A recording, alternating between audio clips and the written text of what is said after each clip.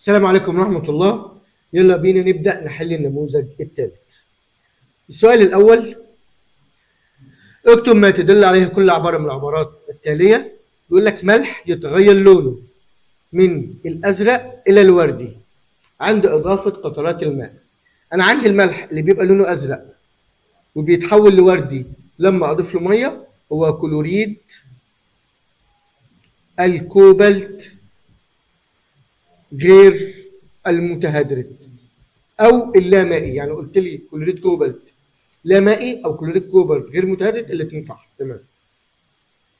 طيب السؤال الثاني: الزمن الذي يستغرقه الجسم المتحرك للتوقف هو زمن التوقف. زمن التوقف. طب لو قال لي المسافه اللي بيحتاجها الجسم للتوقف هقول له مسافه التوقف.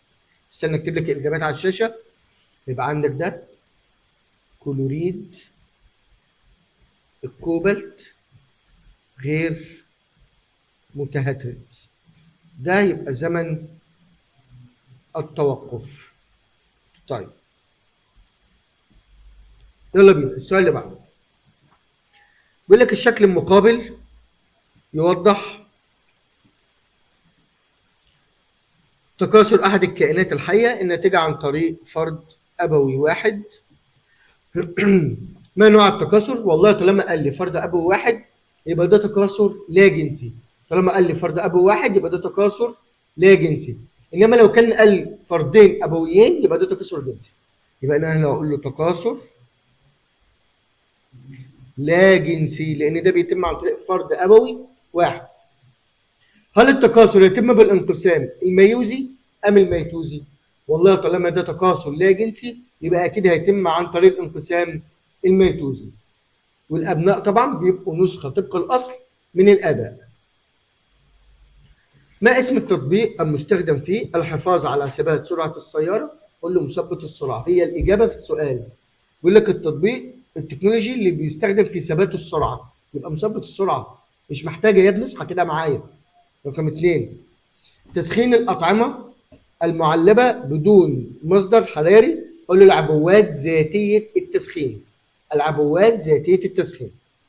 طيب السؤال اللي بعده: أي الروافع التالية تكون الفائدة لها أكبر، الفائدة الآلية أكبر من واحد؟ تعالوا نشوف له. عندي الملقاط القوة في النص يبقى لا. الأرجوحة لا. مضرب التنس القوة في النص لا. هيبقى هي عربة الحديقة. طب ليه اخترت عربة الحديقة؟ لأن المقاومة هي اللي في النص. أي آلة المقاومة موجودة فيها في النص دي بتبقى الفائدة الآلية لها أكبر من واحد، لأنها هتفيدني وهتوفر لي جهد ووقت. طيب السؤال اللي بعده: المواد التالية يصعب ذوبانها في الماء. عفوا، المواد التالية يصاحب ذوبانها في الماء انطلاق طاقة حرارية ما عدا والله هيدروكسيد الصوديوم ده بيطلع طاقة حرارية.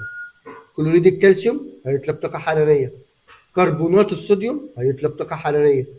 الوحيد اللي مش هيطلق طاقة حرارية هو بيكربونات الصوديوم. قلت لك قبل كده خلي بالك من كربونات الصوديوم وبيكربونات الصوديوم. ده مركب ده مركب تاني، ده حاجة وده حاجة. كربونات الصوديوم ده بيطلق طاقة حرارية، إنما بيكربونات الصوديوم ما بيطلقش طاقة حرارية.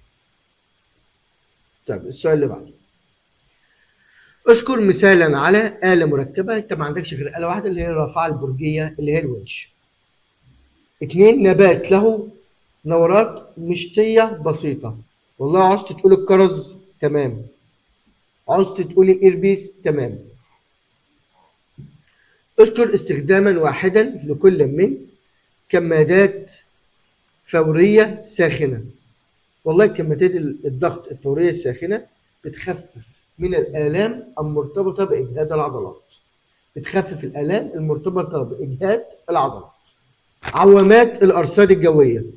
بنستخدم عوامات الأرصاد الجوية في جمع بيانات الطقس اللي احنا بنستقبلها من المحيط، وبنجمعها وبنوزعها كلها على مراكز الرصد حول العالم. صوب ما تحتها خط. تصدر حشرات النحل ضوء من منطقة البطن. طبعا هتبقى الحشرات المضيئة. الحشرات المضيئة. تمام. 2: يقل الضغط الجوي بشكل طفيف عند زيادة طبعا الرطوبة. جميل أوي. تتأثر مصر برياح الخمسين كل عام في فصل الربيع. ما المقصود بالرياح؟ هقول له والله الرياح دي هي الحركة الأفقية، اكتبها لك ايه، استنى، اقول له هي الحركة الأفقية للهواء على سطح الأرض. طب بسبب ايه؟ بسبب اختلاف الضغط الجوي من منطقة لأخرى. تاني، هي الحركة الأفقية للهواء على سطح الأرض بسبب اختلاف الضغط الجوي من منطقة لمنطقة أخرى. طيب، 2. ما خصائص رياح الخمسين؟ هقول له تكون على هيئة عواصف محملة بالرمال والأتربة. عواصف محملة بالرمال والأتربة. طيب، مما يتركب عضو التفكير في الزهرة. قالوا عضو التفكير بيتكون من عدة أزدية. السوداء الواحدة بتتكون من خيط وبينتهي بانتفاخ يسمى متك. المتك ده بيبقى جواه أكياس فيها حبوب اللقاح. تاني، واللي يتكون من عدة أزدية. السوداء تتكون من خيط ينتهي بانتفاخ يسمى متك. المتك ده مكون من 4 فصوص، كل فص بيحتوي على 2 كيس مليء بحبوب اللقاح. طيب، السؤال اللي بعده، وضح العلاقة بين مناطق الضغط الجوي ونوع التيارات الهوائية المتكونة فيها. طيب بص معايا، أنا عندي مناطق الضغط الجوي المرتفع بتعمل تيارات هوائية هابطة، إنما مناطق الضغط الجوي المنخفض هتعمل تيارات هوائية صاعدة. السؤال اللي بعده، عند الوقوف على أطراف الأصابع تمثل القدم رافعة من النوع الثاني، وتمثل فيها المقاومة. المقاومة هنا بتبقى عبارة عن وزن الجسم. نوع تاني، والمقاومة عبارة عن وزن الجسم نفسه. يتلون لهب بنزين باللون نقط عند حدوث احتراق تام. احتراق تام يعني عنده وفرة من الأكسجين ولون اللهب هيبقى أزرق. إنما يتلون باللون الأصفر عند حدوث احتراق غير تام بسبب إن في كمية محدودة من الأكسجين. طيب تعالوا نبص على الشكل اللي قدامنا ده. أي الأجزاء المشار إليها بالأرقام من 1 إلى 3 لا يلعب دورا في عملية التلقيح بالرياح؟ طب أنا عندي رقم 3 ده الميسم، أكيد ده له دور مهم. رقم 2 ده المتك، أكيد له دور مهم. اللي ملوش دور هنا اللي هو رقم 1. يقول لي لماذا يتم تلقيح هذه الزهرة خلطيا بالرياح؟ هقول له لأن المتك مدلاة للخارج، طويلة ومدلاة للخارج. 2 المياسم ريشية لزجة لتلتقط حبوب اللقاح. أجب على الأسئلة التالية. اذكر مثالا واحدا لوقود حيوي. أول الوقود الحيوي اللي احنا خدناه اللي هو الإيثانول أو الكحول الإيثيلي. اذكر كيفية استخدامه. كنا بنخلطه بالجازولين الأول، بعد كده بنستخدمه كوقود للسيارات. اذكر أهمية العجلة والمحور. هقول له مضاعفة القوة أو زيادة السرعة. مضاعفة القوة أو زيادة السرعة. خلصنا النموذج الثالث في أمان وسلام الحمد لله. يلا بينا نخش على النموذج الرابع، ما تكسلش وكمل الفيديو. يلا بينا. لا ما تسندش ظهرك على السرير يا حماده، قوم كده اقعد عادل كده زي الناس، ركز معايا عشان امتحانك بكره. النموذج الرابع، منقاط الشواء. طبعا ده رافعه من النوع الثالث. عرفت منين يا مستر؟ عشان القوه بتبقى في النص فدي تبقى رافعه من النوع الثالث. طيب، كسارة البندق رافعه من النوع الثاني لان المقاومه هي اللي في النص.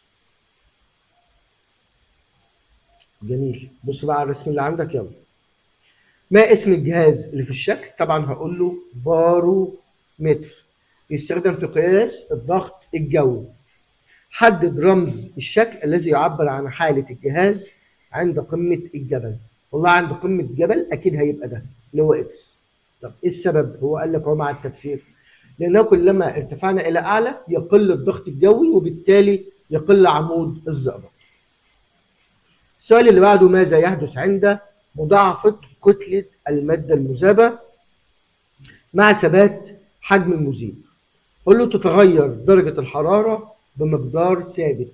تتغير درجة الحرارة بمقدار ثابت. 2. ماذا يحدث عند انقسام خلية جسدية 3 انقسامات ميتوزية متتالية بالنسبة لعدد الخلايا؟ احنا عندنا قانون يقول لي 2 أس N. الN اللي فوق دي اللي هي عدد الانقسامات. هثبت ال2 قدامك على الشاشة اهي، وهنبدل N دي بعدد الانقسامات. قال لك في السؤال هنا جنب عدد الانقسامات 3، يبقى 2 أس 3. تعمل على الآلة الحاسبة، ما تفكرش وما تشغلش دماغك نهائي. بالآلة الحاسبة 2 أس 3 تطلع لك 8، هتقول لي 8 خلايا. هتشغل مخك وتعمل لي فاهم اللي ما فيش منك 2، هتخش تلبس. افتح الآلة الحاسبة واشتغل، مش وقت فزلكة. معلش انا عصبي بس عشان بصور بقالي 5 ساعات، عادي عادي، انتوا طلابي وعارفين ان حبيب قلبي عادي. اقعد عدل عشان ما اجيلكش. اقعد عدل وركز معايا في الفيديو. سبب ما تحتها خط حبايب قلبي، تقاس القوة بجهاز الميزان الحساس. طبعا الكلام ده غلط. هتقاس القوة بجهاز اسمه النيوتن ميتر. واحد قال لي يا مستر كتبت الميزان الزنبركي، ما صح برضه. ما النيوتن ميتر هو الميزان الزنبركي. متضايق ليه؟ تبقى الزنبركي بقى وركز معاه. يلا. تستخدم ازهار نقط كمهدئ للاعصاب. ازهار البابونج، والله انا محتاجها والله. علي واحد بابونج معاك بقى، شدقت. ما الدور الذي تقوم به بكتيريا التحلل في الحرائق التلقائيه للقش والحطب؟ تؤدي الى ارتفاع درجه حراره القش او الحطب، مما يؤدي الى اشتعال الحرائق. طيب عشان طبعا بتوصل درجه الاشتعال. السؤال اللي بعده، عايز وظيفه الكأس في الزهره. الكأس وظيفته حمايه اجزاء الزهره الداخليه خاصه قبل تفتحها. السؤال اللي بعده، التنبؤات الجويه في مساعده المزارعين بتحدد مواعيد الزراعه، ممكن تحدد مواعيد الري وميعاد كمان جني المحاصيل. السؤال اللي بعده، تيار الهواء في لعبة هوكي الهواء بيقلل قوة الاحتكاك بين القرص وبين الطاولة، مما يساعد على سرعة تحركه أو سرعة انزلاقه. أكمل العبارات الآتية: من الكميات الفيزيائية المتجهة. قلت لي العجلة صح، قلت لي القوة صح، العجلة أو القوة. بينما من الكميات الفيزيائية القياسية مسافة، زمن، كتلة، طول، كل الإجابات دي صح. الفرق في الاثنين إن الكمية المتجهة دي بحتاج ليها أحدد مقدار واتجاه، إنما لما أقول لك فيزيائية قياسية أنا محتاج مقدار لكن مش محتاج اتجاه، فممكن أقول زمن، مسافة، طول، أي حاجة من الحاجات دي. يلا سؤال رقم 2. أثبت العالم نقط قانون بقاء الطاقة، طبعا هيرمان فون، بينما صاغ العالم نيوتن قوانين الحركة الثلاثة. طيب السؤال اللي بعده، ما الفرق بين الخوخ والبزلاء من حيث طبيعة مبيض الزهرة؟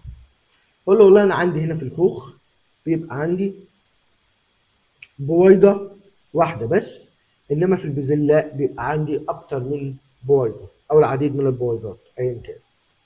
طيب السؤال اللي بعده، قارن بين التصادم المرن والتصادم الغير مرن من حيث الطاقة. ركز معايا يا حبيبي.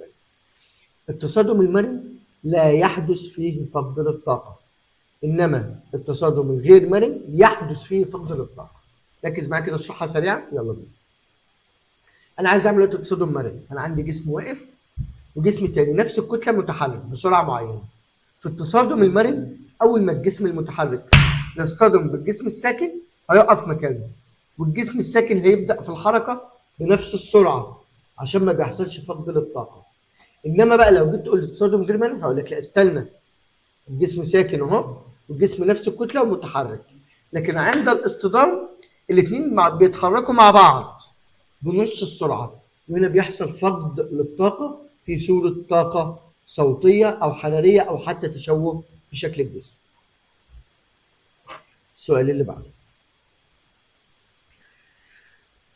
ما الفرق بين الغاز الطبيعي وغاز الايثانول من حيث الرائحه؟ هقول له والله الغاز الطبيعي ليس له رائحه، انما الايثانول له رائحه مميزه تشبه رائحه الثوم. اتجاه حركه الرياح في نص الكره الشمالي ونص الكره الجنوبي. ركز معايا على الشاشه، انا عندي الكره الارضيه اهي مقسومه نصين، ده النص الشمالي وده النص الجنوبي. عندي في النص الشمالي الرياح بتتحرك الى اليمين في نفس اتجاه دوران حركة الساعة كده اهي زي اللي على الشاشة كده، انما في الجنوب بتتحرك كده جهة اليسار عكس اتجاه عقارب الساعة. اختر الإجابة الصحيحة. يمكن تغيير اتجاه القوة باستخدام البكرة والإسفين، دول بيغيروا اتجاه القوة. السؤال الثاني: الغاز A قابل للاشتعال والغاز B يساعد على الاشتعال والغاز C لا يشتعل ولا يساعد على الاشتعال. كنا حليناها. ثانية واحدة بس اشيل الكلام اللي على الشاشة قدامكم ده.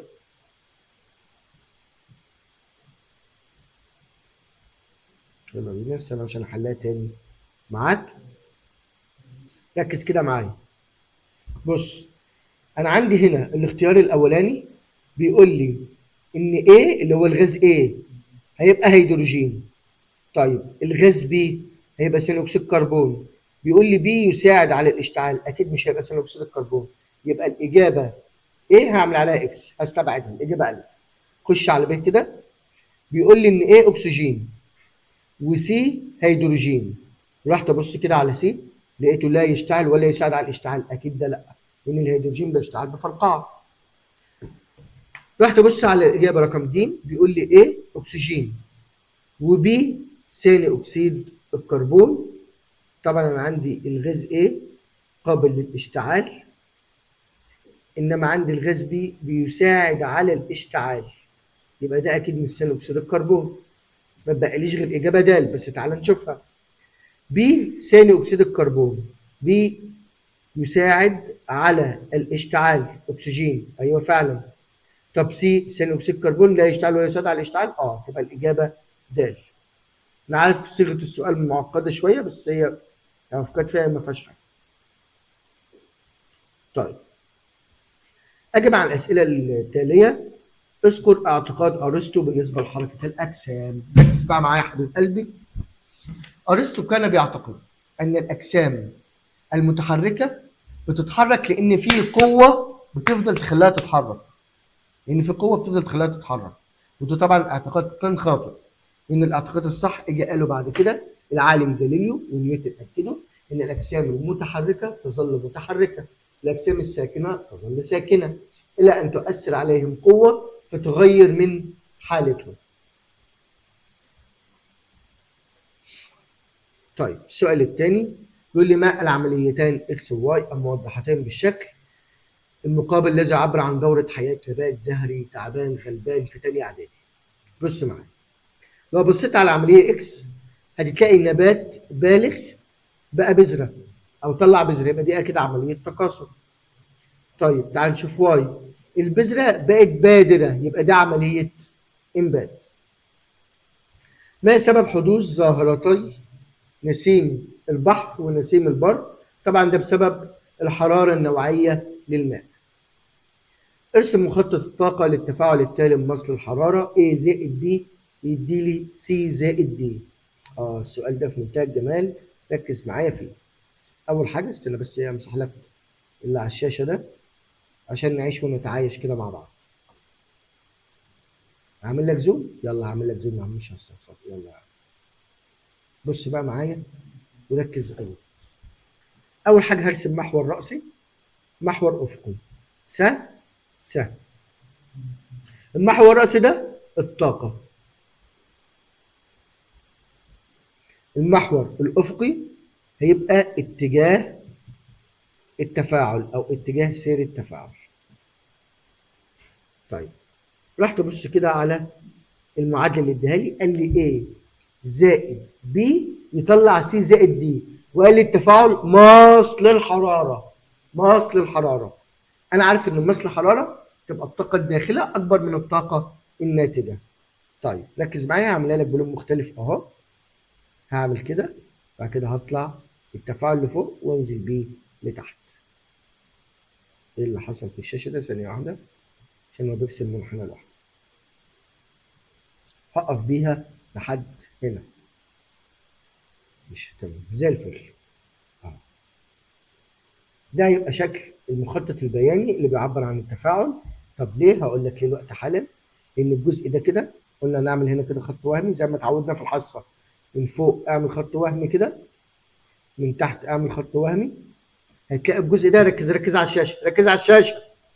الجزء ده كده ده الطاقه الممتصه. الجزء اللي خارج ده الطاقه الناتجه.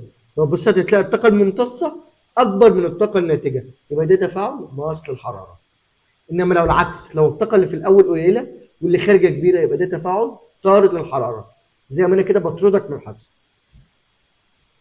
خلصت النموذج الرابع في امان وسلام الحمد لله دون وجود اي اصابات في الاستديو. ودلوقتي هننتقل للنموذج الخامس. ركز معايا في الفيديو اللي